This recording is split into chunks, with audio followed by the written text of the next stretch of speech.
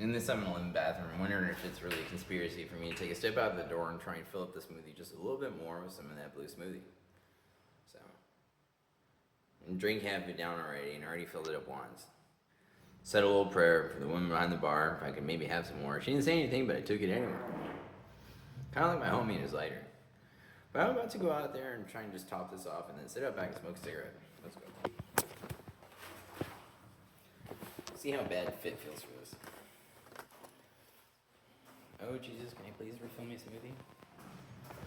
Did you say yes, Jesus? Would I feel good?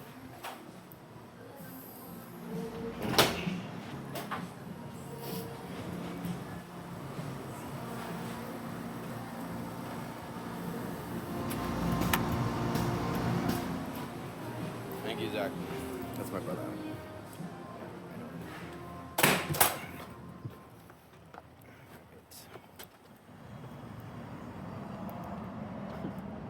Fit, you better get out of here. We're gonna call the cops on you. We know you filled up your smoothie in the bathroom. 10 ounces of cognac, 2/3 of liquor, 5 more beers, and everything else that keeps Eminem queer. If that got him to laugh, I did my job, really. Not trying to be the best rapper and all that. Making Eminem laugh is half the battle. How can you have a rap battle with somebody you truly love and, not necessarily admire, but just love sincerely, like a brother who's younger, maybe 3 years old? It'd be like, getting in a rap battle with Eminem would be like, I'd be trying to say, like, the nicest thing as hard as possible. I'd be like, you did really good at a young age making records while living on the 8 Mile. And he'd be like, I don't give a shit, Fit. I just want to make you smile. And I'll be like crying, like trying to rap battle, not even working.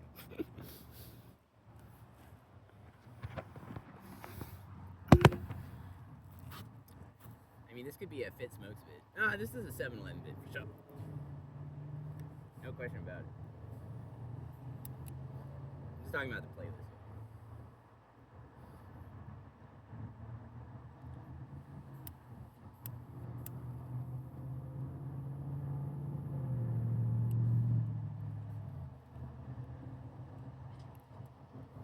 I believe it. But, I have standards. I'm sorry, I'm talking off into the sky again. I've been yelling at the sky for a while. Not even recording for YouTube, just yelling at you guys. Hoping to hit Saudi Arabia or Qatar or Egypt or anywhere in between. Just my voice. Guys, can you hear me? I'm yelling as loud as possible. Yelling about Muslims and Catholics and Jews. Just yelling into the sky, man. Just God can hear me. I know it, man. And everybody else for sure.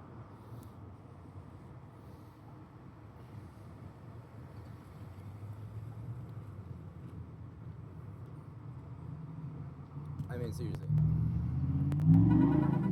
Love a certain race, creed, or religion. It's like some sort of possession. You pick it up, you look at it, you notice the things you like about it, and you put it back down.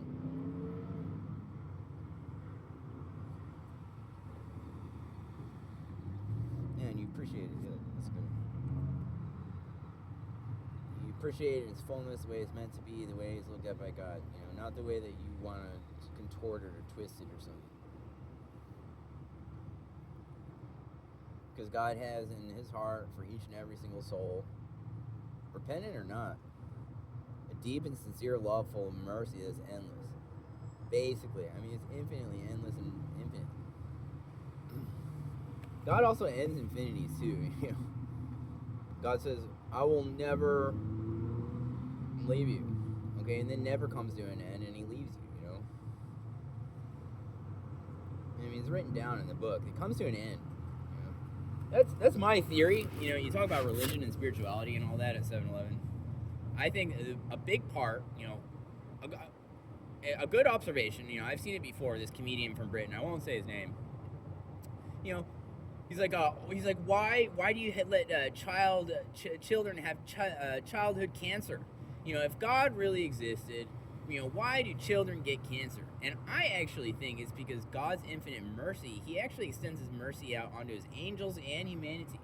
And so right now, God's actually having mercy on Satan. Believe it or not. And I'm not Satan, I promise. I never thought I was. I have more identity issues thinking I'm Jesus than Satan, if you look at my past. But people have questions like that, and they don't know the answers. But the answer is because there was an angel that fell down from heaven. It's all written down, and God's infinitely merciful, so He's giving him every last single chance that He can. And in our time scope as humanity, it's going on for millions and trillions of years. And so, God's mercy for Satan, that angel, I mean, he's going to come to an end. Jezebel, Baal, and all the demonic kingdom, and all them. I mean, it's just a sign, actually. Interesting point, Fit, that childhood cancer is actually a sign of how nice God is. You know, all those children are going to heaven for sure. You know, they get wrapped up in ministries and Christian theology. They get people that visit them. Priests even will go to the hospitals, maybe even give them communion or baptism, confirmation, all of it. If they want last rites, you know, they'll put the holy myrrh and stuff on them and all that. I've had it before. I've had my last rites, that's for sure. And, you know, actually the reason that children have cancer and die is because of God's infinite mercy and how nice He is. Believe it or not. And that's the reason for it. And somebody's taking advantage of it. That's the problem. Somebody's taking super duper advantage of how nice God is. And it's coming to an end. I promise. Because, you know, God's infinite mercy, God's endless mercy. I will never stop having mercy on you, and then never comes to an end, man. It's just like, what? You mean time stopped? Yeah, I stopped time, and then I started a new time frame where, you know, my attitude's a little bit different. Trust me. Trust me. That's just my theory, man. I mean, what do I know?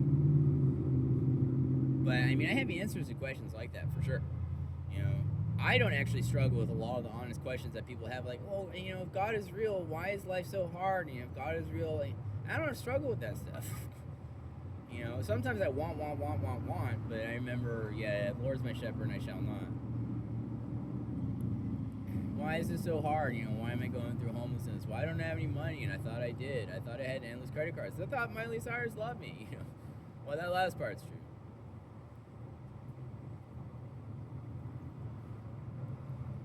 Sure. There's something I know. It's her heart. It's good. Stand by it.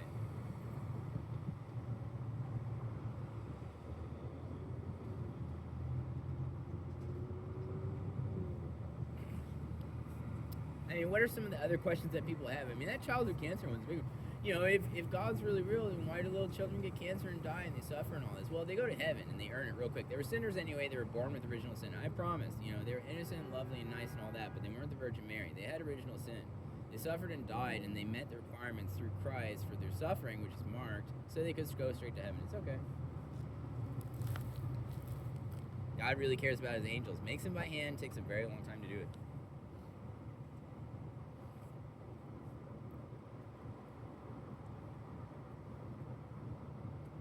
Humanity is, you know, God has His hands in the Holy Spirit, you know, formates it in the womb and all that. But angels are actually like technology, like made by God by hand, you know, with a hammer and chisel and like a bow and stuff. And blow air into it. Humanity is propagating its own. We multiply. We have children. You know, you're the descendant of your dad, who has the grace and or you know, of your mother, who has the grace and baptism of being made in the image of God, right? A helper. So, you know, that's, and I'm sure angels are in a way made partly in God's image. Humanity's, you know, God's crazy about humanity, that's for sure. Angels there to help humanity mostly. A lot. I mean, Earth is special to God, I think, but I firmly believe in aliens, really. You know, and all that's up to God, right? At any moment, there could not be humanity. God could just say, you know, death, and everybody just dies. The angel of death, like, came out in Egypt, and the plague, you know, covered, and the locusts, you know, flying at thousands of miles an hour, just covering everybody with death. Whether we're here or not, or that we are aliens, it's totally up to what God says. So, I mean, that's really the precipice of the situation. We want to know where true power comes from. We want to know where truth comes from. We want to know the reality of the situation. You have to listen, because whatever God says, it was not me, I promise you. Promise, guys. No. Is quite the opposite, I would say. Man, made in His image. So, you look at that. Really, the truth of the matter, you know, the truth of any doctrine, even though some things are set in stone, God's not willing to change them, no matter what. there's so much that God's willing to change. It's like ultimate power. It's like no matter what he says, it happens. It's kind of like when you're growing up and your parents were like, Mom, can I go over to Brandon's house? I want to spend the night. No. But Mom, you just got a new Nintendo 64 and he has a new game. No. But why? Because I said so. God actually has that power. Extends it to parents and humans too sometimes. Not always, of course. It would be crazy. But, and I think his ultimate plan is extended out. But yeah, that's really just how holy God is. If God said the sun is red, then suddenly it'd be red. You know what I mean? It's kind of like because I said so. That's a holy secret. That's ultimately true. Yeah, even the things that God's not willing to change, he could change it. Just by, whatever. Wouldn't even have to speak it, I don't think. Just will it. Wow. Dang. These 7-Eleven talks, guys, until the cops sneak up, take me out the back. Eminem's in the backseat, like, come on, 5-0, let's go. We want to give Fifth a show. No, we're not taking him out. But you're black. Come on, you hate white people. He says he's 8% anyways. No, I like him and I'm black and I'm staying away from him. And I was just like laughing his butt off in the backseat.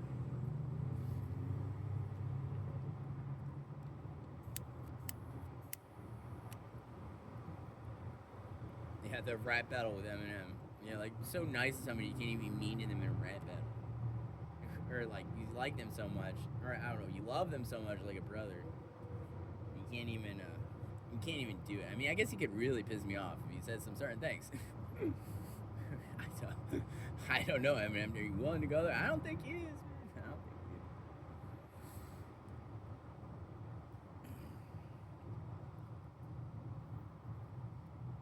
Personally, I don't think he has the balls for it.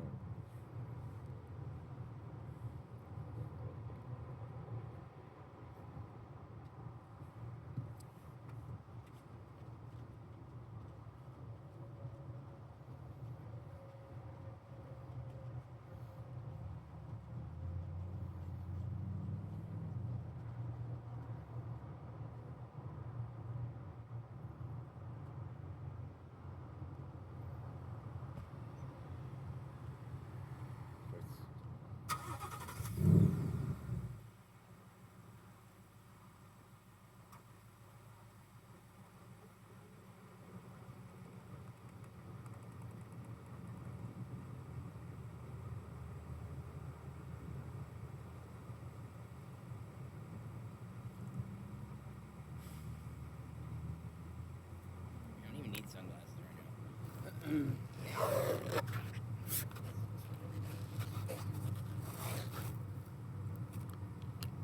Oh.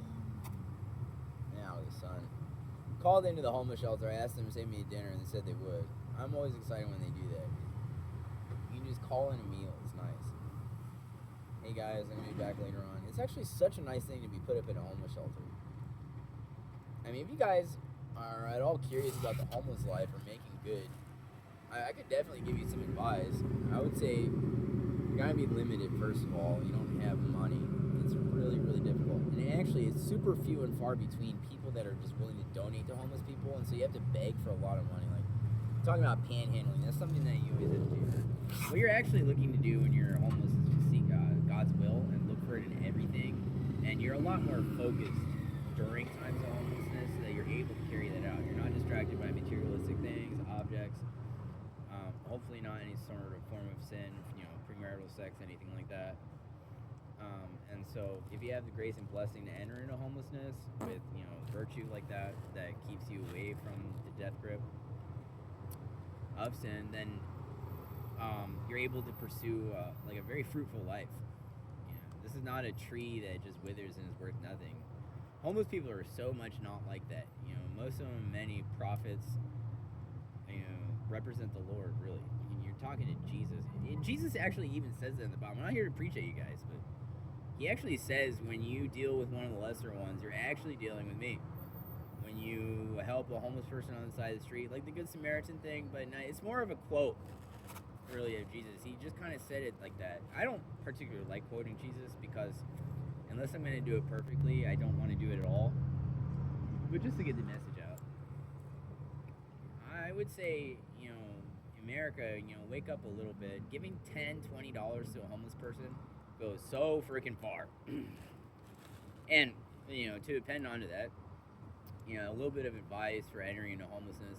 It's a really good life. I mean, you are met with a different perspective than the busybodies listening to the radio, trying to get to where they're going as fast as they can. They're not even following the speed limit.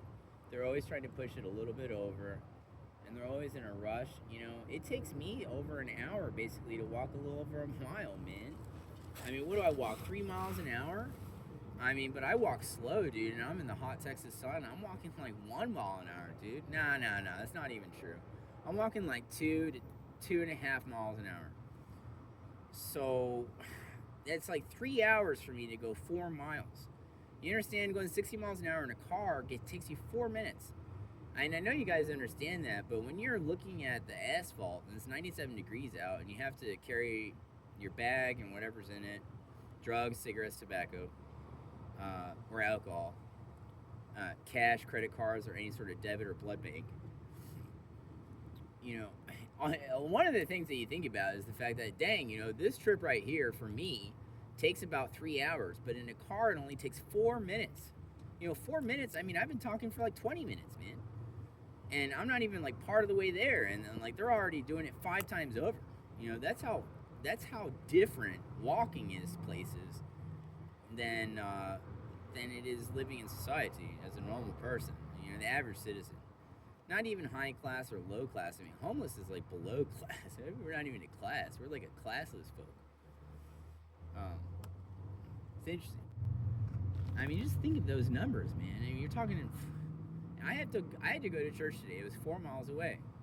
4 miles there, 3 miles an hour, man. That's like an hour and a third. That's an hour and 20 minutes. But I go slower than that, so it takes me like 2 hours to go that far almost. Especially if I'm messing around making YouTube videos, picking up cigarettes on the side of the street, trying to make it by. Which a lot of homeless people are. They kind of take their time. They're not in a rush to go 4 miles, and they know they're going to get there anyway because they're following the Lord's will, pretty much. I really wouldn't judge homeless people, guys. I mean, I come from a family who the presupposed, self-designated leader of it said, talked so much crap about homeless people, just saying they were drug addicts and a burden on society. They were never any good. They're basically handouts. Just talk so much crap about, just saying they're lesser class or drug addicts. Just talking bad about drug addicts and all this stuff. And it's not my experience at all.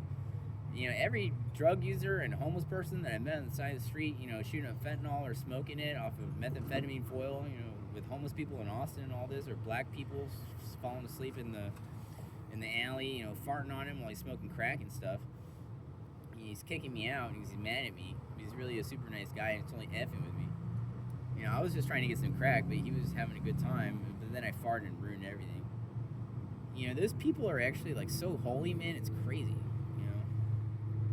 You look at the crazy crack guys that they're like reading your whole heart, man. It's wild. It's very holy. It's completely unlike what I expected after being raised in, what I consider to be a classless house now. Somebody that sits around and talks crap about homeless people and drug addicts and, Mexicans and blacks. It's beyond me, dude. I can't stand racism or people that look down on the classless folk. Jesus said it really well. And when you're dealing with a homeless person, or when you're dealing with a, one of the people in need that really needs something, you're actually dealing with me, because the Spirit comes over them, and it's just like, it's a representation. They've been casted out by either their family or society or both. They're in exile, basically. Talk about the Babylonian exile, sending all the Jews to the east, getting dragged away, living under Nebuchadnezzar, or his descendants, or both. That's the book of Daniel too, anyways, guys, there's so much history there, man. I mean, you get so stuck in modern society. We think we're so great, so good, blah, blah, that we moved on, and the Old Testament's part of the past. It's never coming back. Nah, man, there's got to be a huge recursion. If you think the Old Testament's gone forever, no, it's coming back with the new, for sure. In a way. I'm kind of feeling like the New Testament was the last drop of God's mercy right now. And that he's just kind of playing for the old back.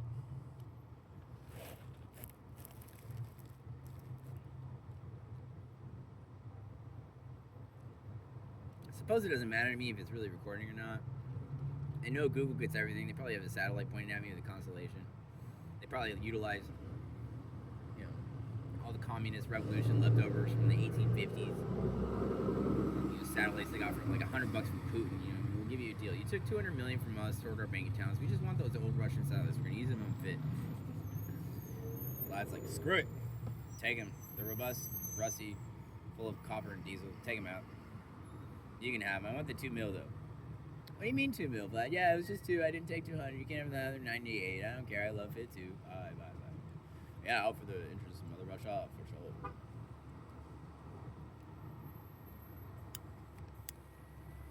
And GG Ping, let's go.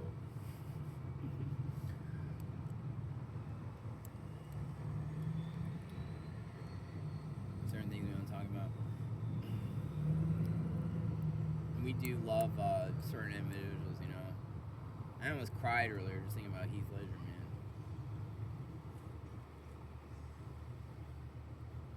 I hope there's some sort of mandala effect there, you know. People watch Knight's Tale or something and they get something real out of it. Oh no, Heath Ledger's still alive, you know, blah, blah, blah, blah. Man, I don't want to cry again. I kind of miss that guy. But, that's good.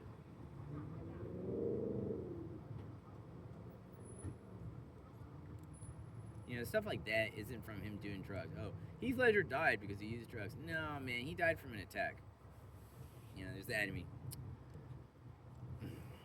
Thank God I'm so much stronger than. God couldn't watch out for it. It was occluded. Some sort of something happened. I don't even want to talk about it. Wasn't supposed to happen. It's against God's will. You know, it's against God's will. I mean, we could always bring it back to, you know, Satan going around doing these things to Heath Ledger and everybody else, getting them killed when they're just trying to do drugs and have a good time. And, you know, that's against God's will too. But God's mercy is so infinitely good and great, you know, it overcomes that in a way. God says, look how glorious I am, look how perfect and amazing I am, look how infinitely full of love I am and always will be. You want to test that? Go ahead.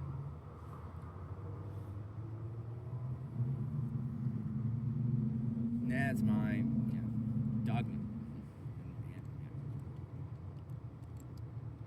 I mean, he has it in store for you. I mean, if God cares that much about him, some angel that's been ruining his favorite race forever, the human race, we're just one race, I promise. Yeah, the human race is just one of us. You know, you really wonder, if God cares that much about an angel, how much does he care about you? I mean, what would he be willing to do for you? Do you think you're going to hell?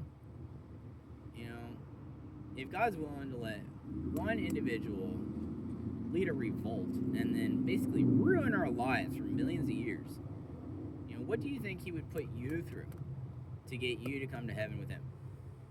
Anything, forever. And then forever will come to an end, and then we look at it.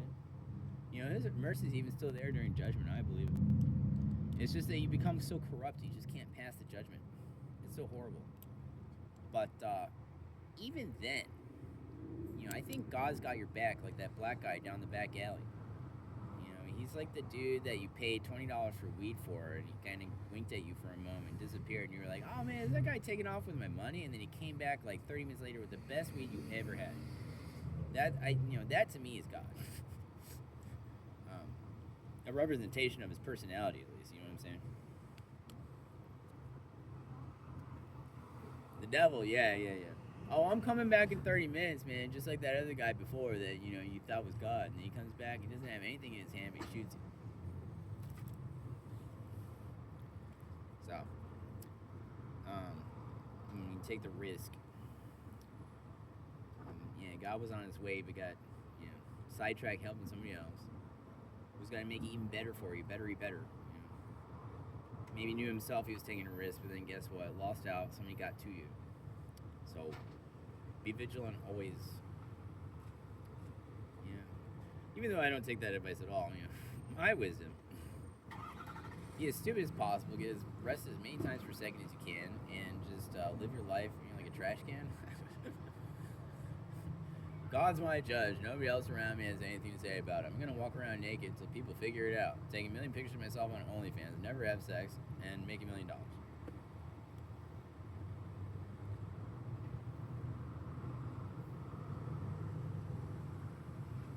Personally love that my subscribers understand me. Yeah, I don't have to explain whatever language it is. Yeah, I understand they have the translations for Arabic and all that, which I care about. I mean, I looked into it, but Google kind of notified me in certain ways. I didn't really have to worry about it. It would take care of it. So thank God for Jesus, yeah.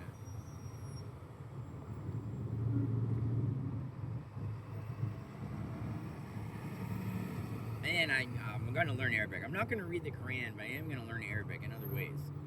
I understand that learning Arabic, reading the Quran would be a great way to do it, especially since you can recite it, or do recitation at least, or repetition, or both, or oration, or whatever.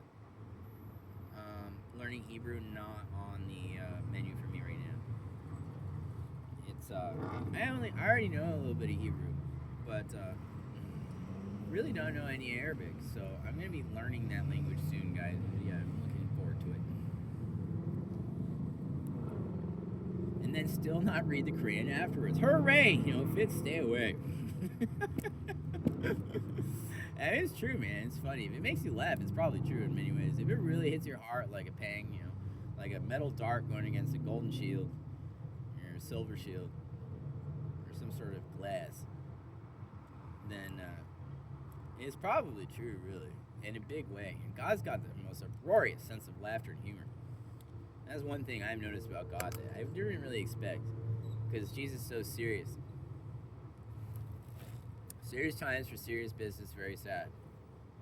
And that's all going to be part of the past. Every tear will be wiped away. You know, the comedians of the 300 are really going to be the revolution of it all. I think so. You know, once we get to the point where this generation settles in and leaders come uproot, the dragon becomes reborn, and everybody knows what they're supposed to do, these comedians are just going to take it. Oh, man, it's going to be nuts. I prophesy it, man. I prophesy it, baptize it. I just know it. These comedians are going to be part of the equation of wiping away every tear and making us all freaking super happy. So I say you comedians probably get in a bunker and watch out, just like Alex Jones prescribed for Donald Trump. You know, they already got a mark out for you. The funniest comedians. We don't want them to be happy. You know, people actually think like that. Fitz talking about people being happy. Well, we want to make sure that we kill the comedians that are going to make everybody super happy and take away all their tears. It's like, what are you even thinking, man? Like, what? You want to hurt a comedian that makes other people laugh and forget about their woes? Well, yeah, he says something really offensive about God. You know, that's what they say, dude. You know, the Pharisees and Sadducees, I say hell with them.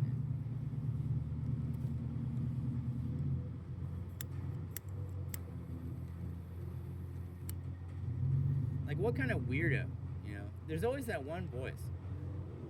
It's like, oh, yeah, it's like a complete lie. Well, he says something raunchy about God on stage. You know, he was saying this and that, this and that, this and that.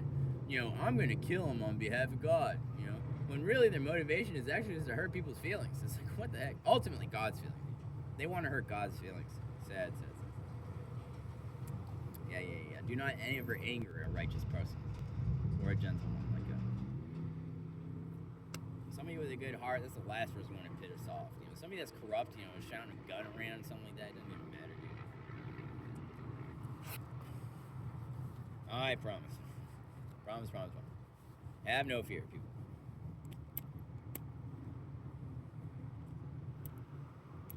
Yeah, it's part of humility. Humility doesn't mean just be a sheep, you know, be a little sheeple. Oh, they tell me do this, me do that. I listen, I obey all the time, everything. That's not humility. Humility, as has been revealed to me, is like a combination of that with also standing up for yourself and having spine and doing what's good. You know, if somebody's out there like saying stuff like, well, I'm going to kill this comedian because, you know, he was offensive to God at one point, it's just like, no way, dude. The humble person would say, dude, you take one step forward towards that, you're getting shot in the foot. And then if you laugh about it, it's going in the stomach. You know what I'm saying? Like, yeah, and that's like with my flesh. And then we'll get the 5-0 mixed in too. So, it's just...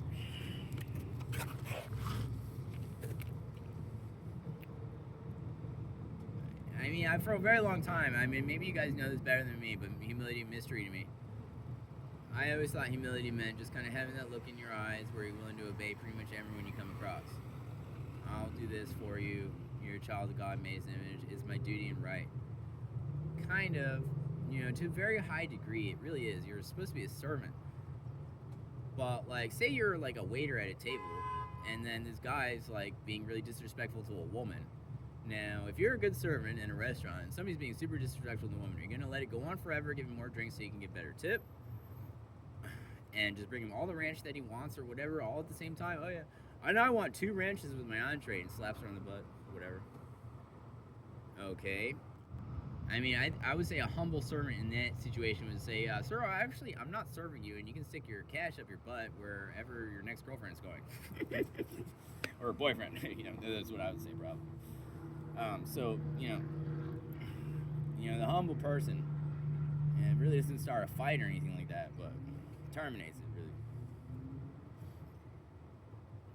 really. It's kind of a unique, it's like the combination of being a servant but having a spine. Man, I smoked all my cigarettes. I'm kind of a depressy face. I want like 20 more. I want exactly 20 more cigarettes.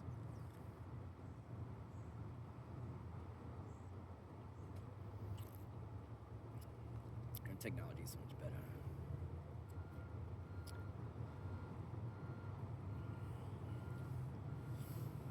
Alright, guys. Alright, here's the moment. Let's see if we were even recording. Oh, we were, 30-minute vlog outside of, whatever it's called. What's this thing called? I could indeed go inside the 7-Eleven right now. My sister sent money to me. I have $5.43. 34 cents. $5.43. That's the answer today. I could go in there and buy a cigarette. Hooray. Kind of want to do it. Well, the reason I don't... really, really super duper want to do is I don't know if they have the same cigarettes I was getting down there at the gas station, man. And I already spent $2.20 off the $5.34. So what's $5.34 minus $2.20? That's $3.14. No, $5.43. So that's 3. Oh my gosh, what am I even doing? Yeah, 3. Sorry, math is difficult for people with brains.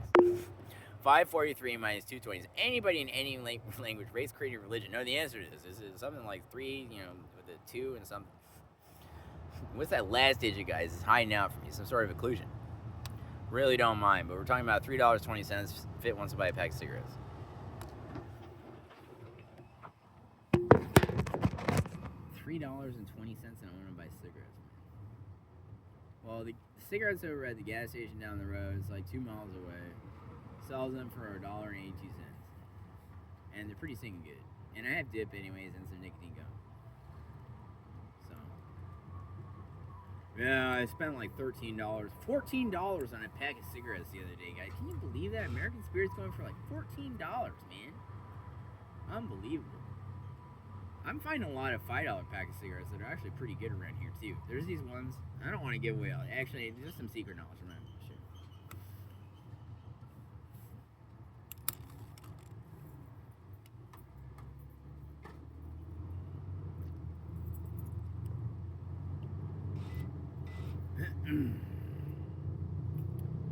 So, I think you guys are great. Thank you for subscribing. Thank you for watching. I do understand that like 80% of my viewers aren't subscribed. So, if you do want to hit that subscribe button, I advise that you maybe smash it. Hit the like, subscribe. Man, I'm not even doing this. It's been like 12 years since I've even said something like that. Hit the, make sure to subscribe to my Twitch channel, like https, www.twitch.tv/hoc_myfight The H is capital, the O is underscore, the O is lowercase, the C is capital, there's an underscore there, the M is capital, the Y is lowercase, the F is capital, the I is lowercase, the T is capitalized, the E is lowercase, the G is capitalized, the R is lowercase, and the E is, guess what, guys, uppercase, like I'm a 16-year-old girl in high school. I had fun with that, guys. It's kind of like my little heart. I'm going to throw you guys in the middle of a fight and battle and air it on. It's like art, guys. I'm having fun with your brains. I'm throwing a distraction out there. Is Fit gay? Well, no, hell no, man. But I had so much fun making you think it was for a second. making you think. Like, I said the art of a gypsy. Being a gypsy is like super unrighteous in a way, man, because you completely control people's brains and attention spans. You'll like do some sort of act out in the middle of the street, like set something on fire or put a sword down your throat, and nobody can help but look at you and be like, oh my gosh, what is he doing? He's gonna get himself hurt. I'm kind of concerned, you know. Don't you understand? It's like the gypsy that's actually like putting that exact words through your brain. It's like ultimate brain control. You want to talk about mind control? Become a gypsy. It's nuts. I mean, cops do the same thing. You'll drive by in the car and it's like, holy hell, the 5-0 is riding by. What am I going to do? Am I going to crawl into the street, run away, have a joint in my pocket, and some alcohol over there? I don't even know what to do. You know, the cops is like a gypsy in that way. They control your mind.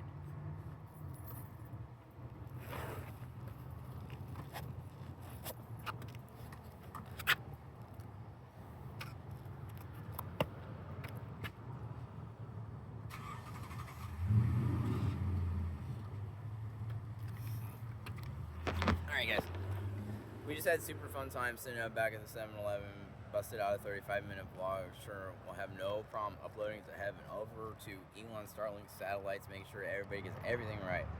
You guys have the whole thing on dialogue, the script is all out for you. Do love you to death, guys. Would die for each and every one of you, especially if you're Muslim.